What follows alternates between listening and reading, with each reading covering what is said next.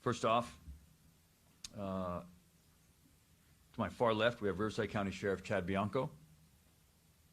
We have San Bernardino County Sheriff Sergeant Nicholas Clark. We have San Bernardino County Sheriff Shannon Dykes. Morning. We have Assistant District Attorney Brandon Smith, and then myself. So someone who's not here, I want to thank as well, or introduce as well, Jason Anderson, San Bernardino County District Attorney. I want to start by thanking these gentlemen up here. I want to thank the San Bernardino County Sheriff's Office for their professionalism and their cooperation and the great work that they've done here so far. I want to thank Jason Anderson and the San Bernardino DA's office. His Bureau of Investigation has recently formed a high-tech crimes unit. They were instrumental in helping us with this investigation. Let me tell you how things are going to go today. There's going to be several individuals that make statements up here, and then when we're all done with the short statements, I will come back up and we will have a question and answer. I will take questions. I will take all of your questions till there are no more questions. Having said that, there's a lot that we can't say, that I can't say, that nobody up here can say. And the reason is that the defendants in this case have been charged with crimes, serious crimes, and so now they have a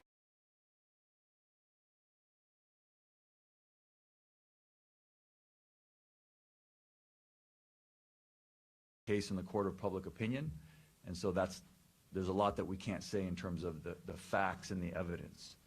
For that, you will have to come to the court and to the various hearings and see how the case plays out.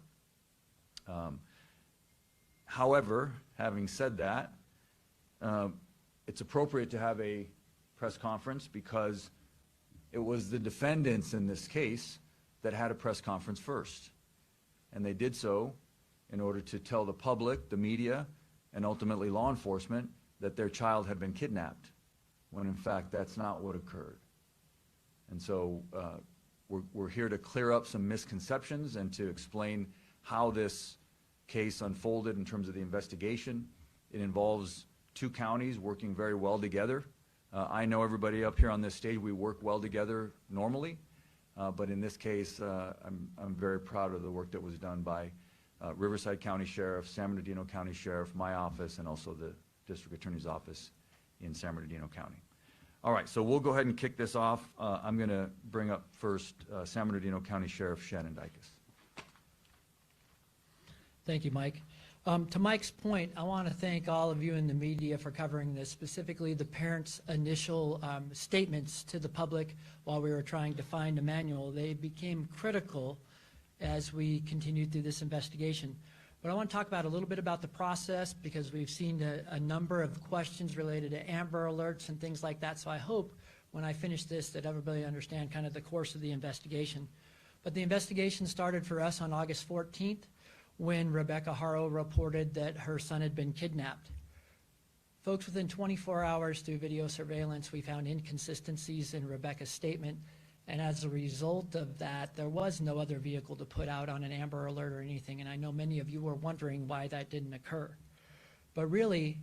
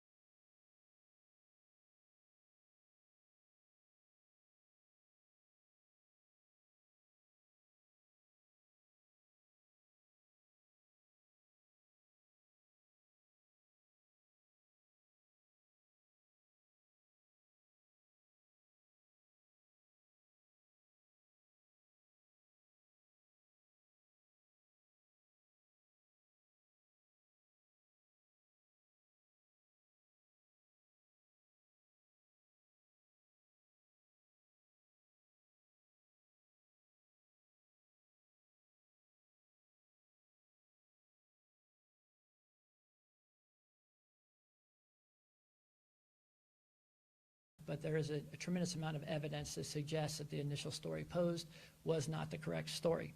So in that partnership with our agencies, I'm going to introduce my partner, Chad Bianco, where this crossover occurred at Riverside, and we reached out to Mike, who's obviously filing the case, and of course Chad to assist us in the investigation. Chad?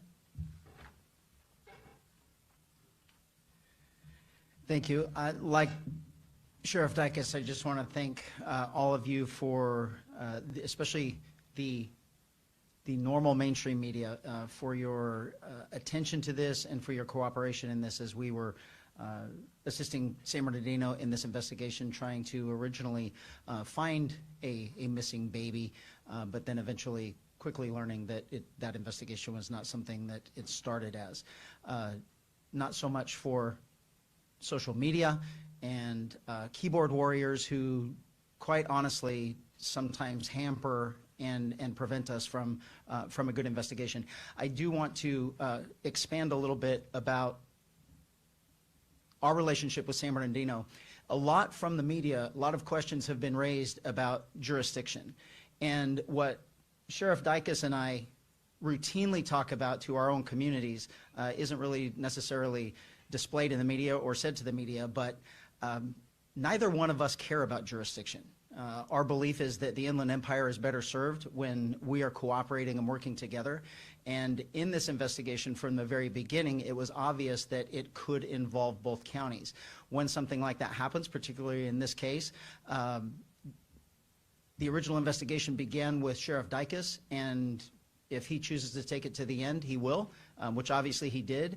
And my position is Sheriff Dicus is responsible for this and the assistance of my department. So there is no asking us, there is no anything like that. It is, we have to serve our public best, and he has every single available resource that the Riverside County Sheriff's Office has to offer to make sure that we provide justice in this case.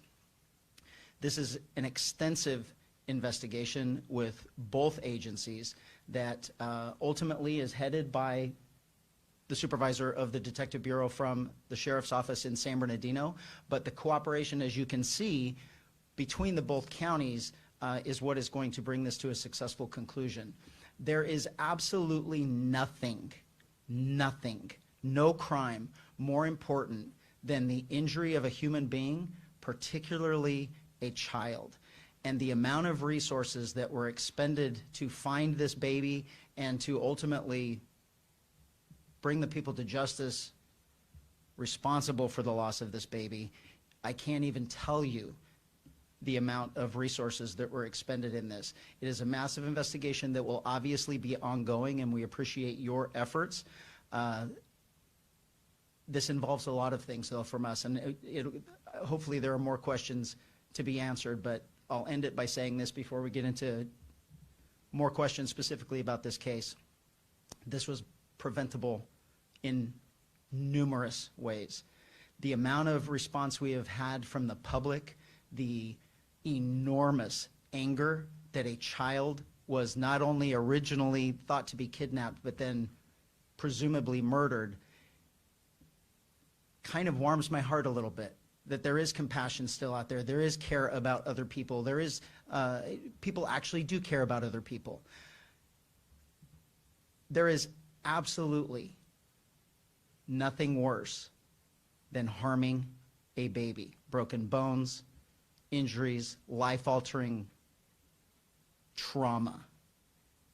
And had that case been successfully handled how it should have been, Emmanuel would still be with us today. So I thank you all for taking the time and the effort to make sure that the world sees this investigation, and we will successfully bring it to conclusion with the help of both DA's offices. Thank you, Sheriff. I neglected to mention that Sergeant Nicholas Clark is the lead investigator on this case.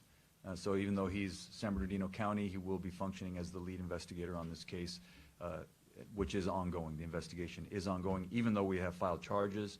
And then Brandon Smith is going to be the lead prosecutor on the case, obviously Riverside County prosecutor. And with that, obviously you all know, yesterday in court we filed murder charges on both Jake and Rebecca Haro. We also filed filing of a false police report. And with that, I will take questions. I know you're going to have a lot of questions. I do want to lay some ground rules. The way we do it here is don't shout at me, no chaos, just raise your hand. I ask you to ask me one question at a time. I'll do my best to call on everybody. When we've gotten through everyone who has a question, then we can go back and ask more follow-ups, okay? So I'll start here on the front row. Yes, ma'am. Hi, Stephanie with CNN. My question is, first of all, do you have any idea where baby Emmanuel is at this point? You know, yes, we have a pretty strong indication of where the remains of baby Emmanuel are. So that investigation is ongoing at this time. Yes, go ahead. Matt Johnson, Court TV. What was the information that led to the initial search off the 60 in Moreno Valley? Sheriff, you want to take that? I'm not going to go into grave detail about that, but there is some level of cooperation with the suspects involved in this, and we're trying to locate that, and our job is to follow every lead. But for the rest of the room here, we have to understand what you're dealing with is an experienced child abuser that is aware of a previous case, that is aware of evidentiary things that we are certainly concerned with. So we're going to take every step to not only work with any suspect or witness involved in this, because at the end of the day,